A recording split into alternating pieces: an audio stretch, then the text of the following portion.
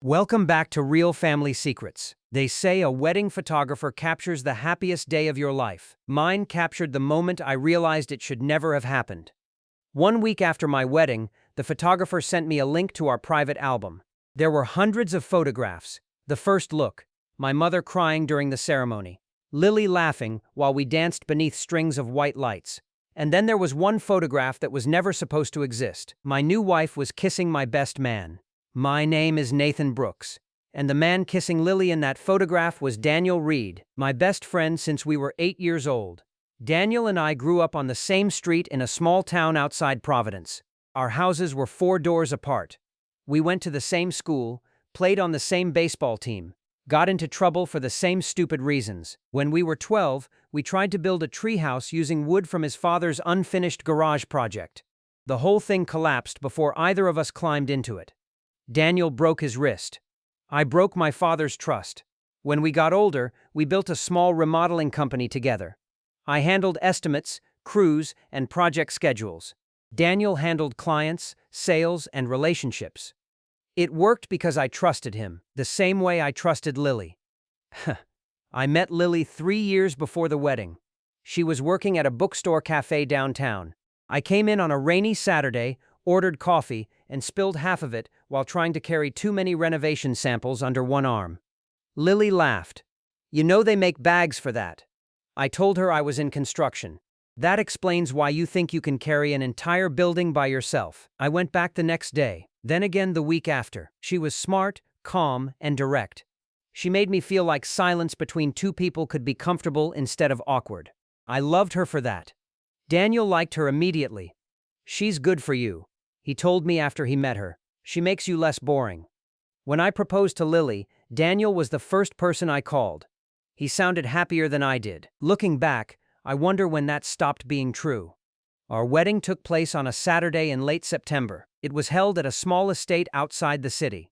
White chairs on a lawn, a stone terrace behind the reception hall, maple trees beginning to turn red at the edges. Lily had planned everything for almost a year. She chose the flowers, the music, the menu, even the shade of cream in the table linens. Daniel helped with the practical details. He picked up the rental suits. He organized the bachelor weekend. He made sure the transport company had the right address. He was everywhere. I thought that was what best friends did.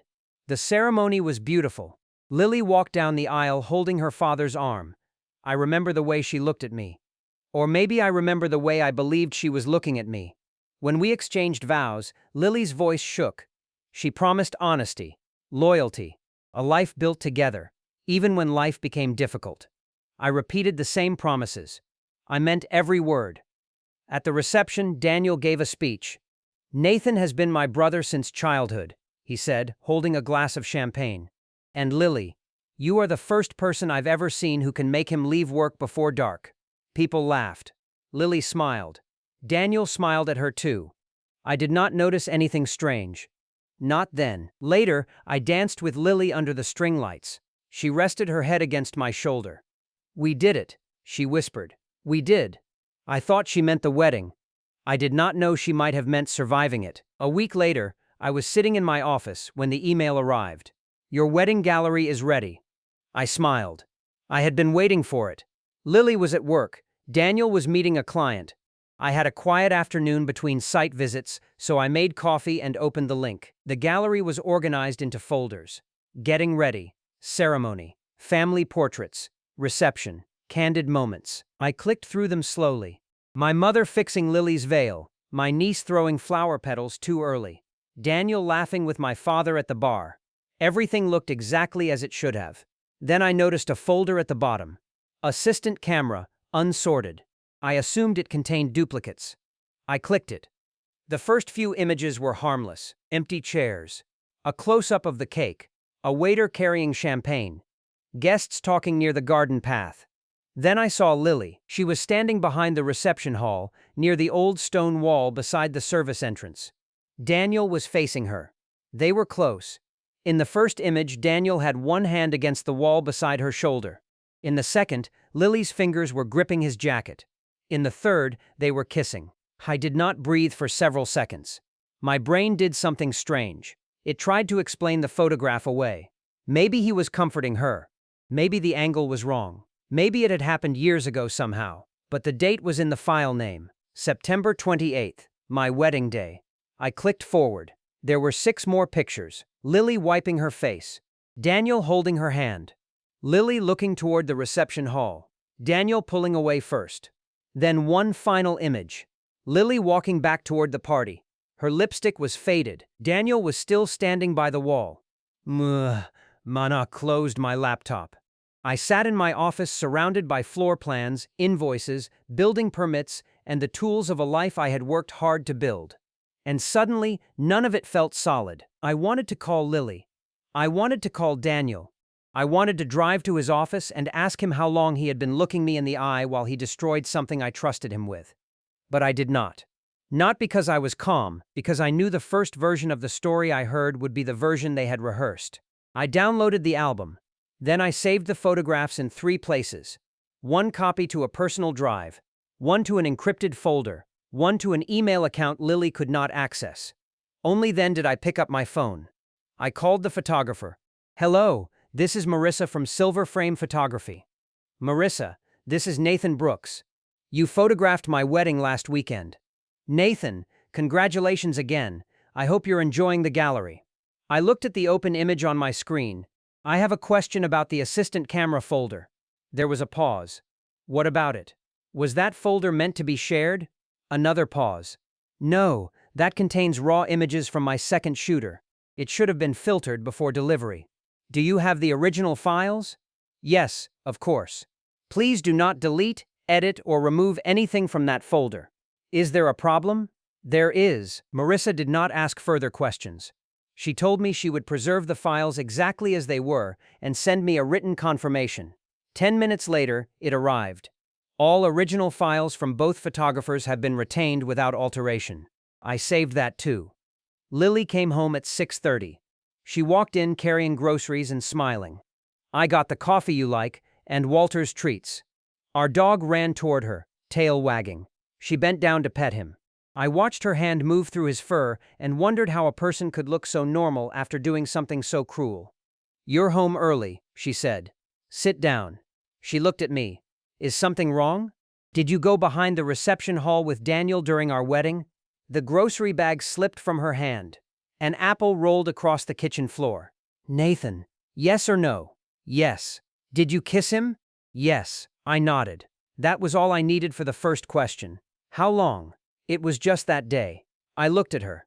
"Try again." "It wasn't supposed to happen." "That is not an answer." Lily sat down slowly. "We kissed once before the wedding." "When?" "About a month before." A month before. At that time, Lily had been finalizing invitations, choosing table cards, telling my mother how excited she was to become part of the family. A month before, Daniel had stood beside me at a bachelor dinner and toasted the woman I was about to marry. "Where?" "At your company's summer fundraiser." I remembered it. Lily had said she needed air. Daniel had disappeared 10 minutes later. I had not noticed. "And after the wedding?" Lily stopped crying. That silence answered more than words. "Did you see him after the wedding?" "Yes." I stared at her. "When?" "Monday. 3 days after our wedding. He came by the studio." "Your art studio?" "Yes." "Why?" "To talk." "Did you kiss him again?" Lily's hands shook. "Yes." I stood up. Not fast, not violently. I just needed to stand because sitting across from her felt impossible. "Nathan, please." It was panic. Panic? I was scared. Everything was happening so fast. The wedding, the house, the future. Daniel understood how overwhelmed I felt. "So you kissed him?" "Yes." "Then you married me?" "Yes." "Then you kissed him again after the wedding?" "Yes." I looked toward the hallway where our wedding gifts were still stacked in unopened boxes. A blender, towels, a framed illustration from Lily's sister, a ceramic bowl my mother had made by hand. Everyone had brought something to help us begin, and Lily had brought a secret she planned to carry through the door. "I love you," she said. "Do you?" She looked up. "Because I don't know what that word means to you right now." "I made a mistake." "A mistake is forgetting the rings. A mistake is sending the wrong invitation. You made choices. You made them before the wedding, during the wedding, and after the wedding." Lily covered her face. I don't want to lose you. You should have thought about that before you made me stand in front of everyone and promise you my life." That night, Lily slept in the guest room. I slept on the couch because I could not bring myself to enter the bedroom we had shared for 6 days. At 2 in the morning, I opened the wedding album again. I looked at the ceremony photos, Lily's smile, Daniel's hand on my shoulder. The moment we walked back down the aisle as husband and wife, every image felt different now. Like a movie where someone has changed the ending but left all the earlier scenes untouched. The next morning, I called an attorney. Her name was Rebecca Sloan. She had helped one of my subcontractors through an annulment years ago. I remembered him telling me she was direct, patient, and impossible to intimidate. "Nathan," she said after I explained the situation, "do not make decisions based on revenge." "I don't want revenge." "Good. Then gather the facts, preserve the photographs, preserve any relevant communications that are already lawfully available to you, and do not touch company finances until you understand your partnership agreement. Daniel is my business partner. Then that part needs to be handled separately and professionally." I met Rebecca that afternoon. I showed her the photographs, the photographer's written confirmation, and the timeline Lily had admitted to. "Because the marriage is extremely recent," Rebecca explained, "you may have grounds to seek an annulment, depending on the relevant facts and local law." The word landed differently than divorce. Divorce meant something ended. Annulment meant it should not have begun. "What about Daniel?" "You have every right to end or restructure a business relationship, but do it by the agreement. No threats, no public accusations, no emotional decisions that damage your employees or your own future." I nodded. "I built the company with him. Then protect what you built, but do not confuse protecting it with destroying it." Back at the office, I opened our partnership agreement. Brooks and Reed Renovation Group. 50% ownership each. Daniel and I had signed it 5 years earlier at a diner after we landed our first major commercial project. He had raised a coffee mug instead of champagne. To not going bankrupt. I had laughed. Now I read the document like it belonged to strangers. The agreement included a buyout clause. If either partner caused a serious conflict that materially damaged trust, reputation, or operations, the other could initiate an independent valuation and negotiate a separation. It was not designed for betrayal, but it was designed for the moment two people could no longer run a company together. I called our accountant. "I need an independent valuation of the business. Is everything okay?" "No, but I intend to handle it correctly." Daniel called me at 5 that afternoon. His name appeared on my phone. For a moment, I remembered every time he had called me brother. Then I answered. "Nathan, we need to talk." "Lily told you." "She did. I'm sorry." "Are you?" Daniel exhaled. "I never planned for this." "Did you kiss her a month before the wedding?" "Yes." "Did you kiss her during my wedding?" "Yes." "Did you meet her after my wedding?" "Yes." "Then you planned something." He said nothing. "Come to the office tomorrow at 9. We will discuss the company." "Nathan, please don't make this about work. You made it about work the moment you betrayed your business partner." 9 o'clock. Before meeting Daniel, I called my family.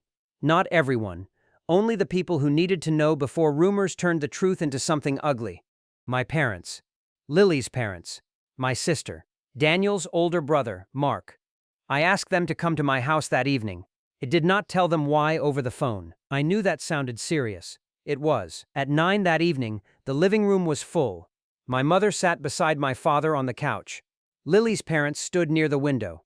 My sister Claire leaned against the bookshelf with her arms crossed. Mark sat alone in an armchair, looking like he already knew something was wrong. Lily sat at the far end of the room. She had been crying all day. Daniel was not there. This was not his moment to explain himself. I stood near the fireplace. "Thank you for coming." My mother looked worried. "Nathan, what's going on? I need to tell you something before you hear it from someone else." I held up my phone. A wedding photographer accidentally sent me unfiltered photos from the reception. No one spoke. The photos show Lily and Daniel kissing behind the reception hall during our wedding. My mother covered her mouth. Lily's father sat down slowly. Mark closed his eyes. I spoke to Lily. She admitted they kissed once before the wedding and met again after it. Lily began crying. "I'm sorry." No one looked at her with anger at first. They looked at her with disbelief. Lily's mother whispered, "Why would you go through with the wedding?" Lily could not answer. I did not ask you here to humiliate her, or to make anyone choose sides. I ask you here because I will not pretend this is a misunderstanding. Tomorrow I am beginning the process to annul the marriage. My mother began to cry. Oh, Nathan. I'm okay, Mom. I was not okay, but I needed her to know I would be. Daniel will no longer be part of my company. The process will be professional. Employees will be protected. Clients will be protected. But I will not continue building a future beside someone who could stand next to me at my wedding while hiding this from me. Mark looked at me. I'm sorry. I had no idea. I know. And I did. Betrayal belongs to the people who make it, not everyone who shares their last name. The next morning, Daniel arrived at the office at exactly 9. He looked exhausted. His shirt was wrinkled. His face was pale. He had not shaved. A week earlier, I might have worried about him. That was no longer my responsibility. We sat in the conference room. The room had glass walls. Outside, our employees moved through the office, answering phones and reviewing plans. I had chosen the conference room because I wanted to remember what mattered, not my anger. The people who depended on the company. Nathan, I know I betrayed you. Yes. But please don't destroy the business. I'm not going to. Daniel looked up. I have initiated an independent valuation. You want to buy me out? I want a clean separation.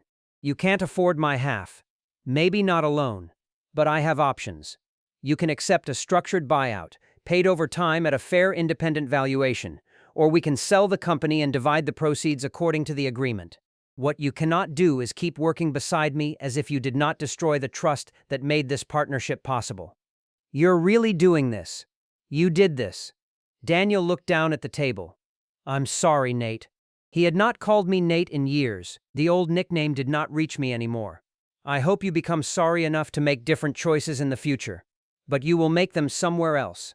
The next month was difficult. Lily moved out. Rebecca filed the annulment request. Daniel agreed to the buyout after the independent valuation showed he could not force me to remain in business with him.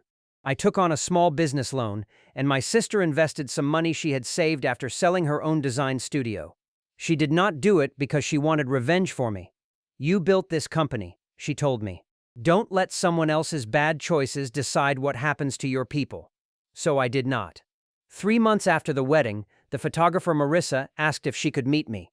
I almost said no. I had avoided wedding photographs, avoided the venue, avoided anything that made me remember how happy I had been before the gallery arrived. But something in her message felt sincere. We met at a coffee shop near my office. Nathan, Marissa said, I've been thinking about what happened. I'm so sorry the unsorted folder was included in the gallery. That was a mistake on my part. She looked genuinely upset. I know that doesn't make anything better. I looked out the window for a moment. Then I thought about the photographs, the ones I wished I had never seen, and the life I would have continued living if I had not. You didn't ruin my wedding. Marissa looked up. You stopped me from ruining the rest of my life. A year later, I stood in the lobby of our renovated office. The company had a new name, Brooks Restoration Group. We had fewer clients than before, but better ones. We took fewer risks. We treated our employees well. We built projects we could stand behind. The business survived. More importantly, so did I. Lily sent me a letter once. She wrote that she understood now why panic was not an excuse. She wrote that she had confused fear of commitment with fear of losing herself, and that she had hurt me because she was too afraid to face her own doubts honestly. I believed she meant it, but an apology is not a time machine. I wished her peace. Then I moved forward. I used to think the worst thing a photographer could do was miss an important moment. I was wrong. Sometimes the most important moment is the one nobody wanted captured. The moment that forces you to stop pretending. That photograph showed me a kiss behind a building, but what it really showed me was the truth behind my entire wedding. And no matter how much it hurt, I would rather lose a false beginning than spend a lifetime protecting it. If this story moved you, subscribe for more stories about betrayal, boundaries, and rebuilding your life after the truth comes out. And tell us in the comments, if you found those photos 1 week after your wedding, would you confront them immediately or gather every fact first?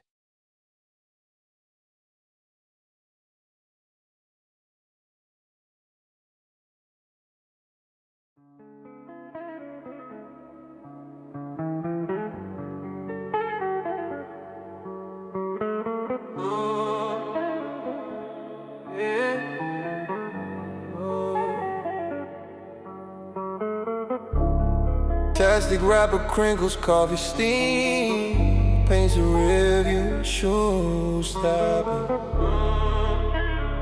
engine thinking for me. Crack phone names rolling with every beat. Leather seat holds the shape of last night's plans. Missed calls, receipts, hope stuffed in jacket sleeves. Famous for skipping out when words get thin. I count pockets instead of promises. Dusty dashboard, tangled headphones, my only audience. How many seconds can you buy with secrets? Fumbling for answers and faded messages. Home's a place between rings. Regrets spelled backwards in license plates. Let me pass by, headlight flickers telling stories. Guilt rides silent but always finds a window. Every turn a memory stubborn and loud. I'll make peace with what I can't revisit. Breathing slow, suitcase grins in the trunk. Vision blurred by honest laughter. She sits close, reading my playlist like a diary. We trade meaning for momentum, no need for confessions. Her eye rolls, forgive what lips can't. Rest stops for dreams unwrapped and left behind. History scribbled in empty cups and napkins. Eyelids drooping, morning buzz, steering wheel creaks a question. Tomorrow flickers in a gas station lights. I talk to no one when I drive. Answers hot on the curb or whistles through cracked windows. Distance makes the music louder. Review collects everything I outgrew. If you catch me at the red light, just nod and let the moment go. True flashes between signals, never stops for long. Key clicks, new air in my lungs. Steps echo behind a closing door.